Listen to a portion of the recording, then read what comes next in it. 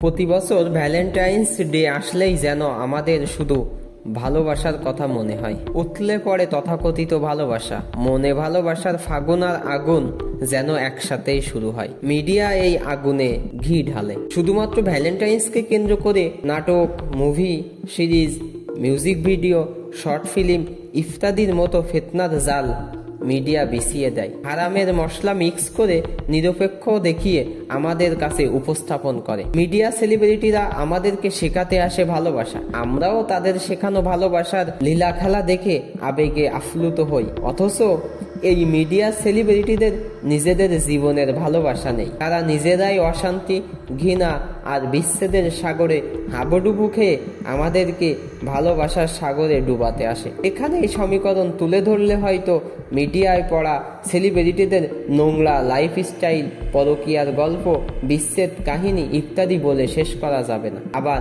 Valentine's ডেকে উপলক্ষ করে বিভিন্ন কোম্পানি আর রেস্টুরেন্টগুলো নানা ধরনের অফার ঘোষণা করে। হোটেলগুলোতে কাপলদের জন্য বিশেষ রুমের ব্যবস্থা, বিশেষ ফ্লাইটের ব্যবস্থা সহ নানা ধরনের ক্যাম্পেইন চলে হারাম রিলেশনকে ঘিরে। প্রতি বছর এসব কোম্পানিগুলো দম্ভ ভরে এই কাজে লিপ্ত হয়। জেনা বেবিচারকে প্রমোট করা এইসব ক্যাম্পেইন এর আইডিয়া জেনারেশন, ডিসিশন মেকিং থেকে শুরু করে এক্সিকিউশন পর্যন্ত যারাই কাজ করে তারা কিন্তু নিজেদেরকে মুসলিম দাবি করে। মূলত আধুনিক সময়ে যৌনতার পুঁজিবাদীদের প্রধান একটি হাতিয়ার। এর মাধ্যমে তারা কোটি কোটি টাকা কামিয়ে নেয়। এজন্য দেখা যায় যে আধুনিক যুগের পুঁজিবাদী ও বিজনেস প্রতিষ্ঠানগুলো অধিকাংশ আয়োজন ও ব্যবস্থাপনায় যৌনতা কেন্দ্রিক। যৌনতা সহজলভ্যতা ও পরিবেশ তৈরির মধ্য দিয়ে তারা এই উন্মাদনা ব্যবহার করে, আর উন্মাদনায় মত্ত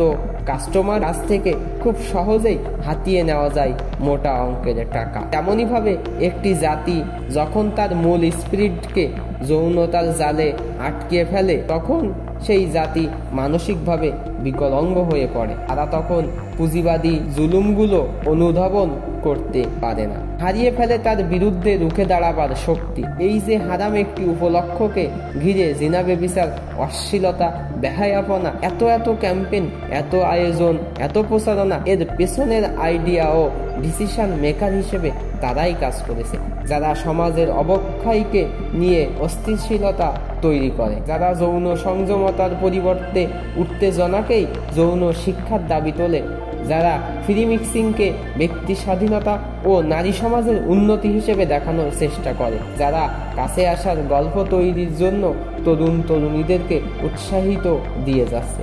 ডাস্টবিন, নালা নর্দমা পড়ে থাকা কুকুরের মুখে নবজাতকের শিশুর লাশের চিত্র, গর্ভপাতের মাধ্যমে হাজার হাজার নিষ্পাপ শিশুর হত্যাকাণ্ড ও দেশ জুড়ে ধর্ষণ সহ নির্মম সব গল্প নয়, বাস্তব ঘটনার মেকার কিন্তু তারাই। আর তারাই আজকের সমাজ ও সংস্কৃতির রক্ষক হয়ে বসে আছে। তারাই হয়ে গেছে আমাদের কালচার মডেল।